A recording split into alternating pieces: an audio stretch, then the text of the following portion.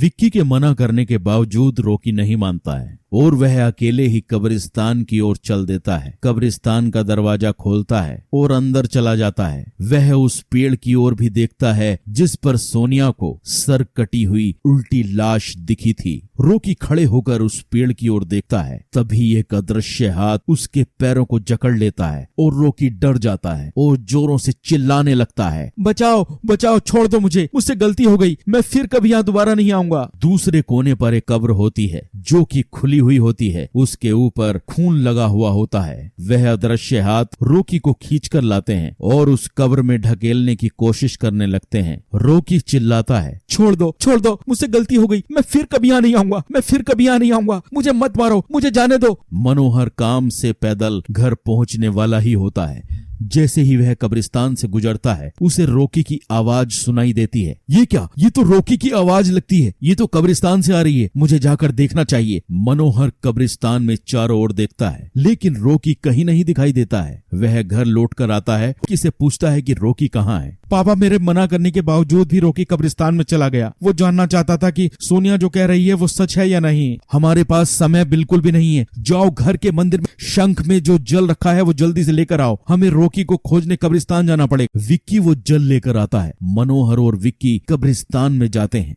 मनोहर जल छिड़कता है, फिर उसे किसी के घसीटने का निशान दिखाई देता है। वह समझ जाता है और फिर उस निशान का पीछा करते हुए उस कब्र तक पहुंच जाता है। मनोहर कब्र के आसपास वो जल छिड़कता है। कब्र से अजीब अजीब सी आवाजें आती हैं। विक्की बहुत डर जाता है। मुझे लगता है कि श्रापित प्रेत आत्माओं ने रॉकी को इस कब्र के अंदर कैद कर लिया है, हमें जल्द ही इसे निकालना होगा। तुम ये पवित्र जल आसपास छिड़कते रहो, इससे वो प्रेत आत्माएं कोई नुकसान नहीं पहुंचा पाएंगी। मैं कब्र को खोलने की कोशिश करता हूँ। मनोहर उस कब्र को खोलने की बहुत कोशिश करता है। अंत में वह कब्र खुल जाती है। उसके अंदर रॉकी लथपथ बेहोश पड़ा होता है। मनोहर रॉकी को लेकर हॉस्पिटल जाता है। उसकी हालत बहुत गंभीर होती है। उस दिन के बाद मनोहर उस घर को छोड़कर शहर से दूर एक दूसरे घर में अपने पूरे परिवार के साथ रहने चला जाता है।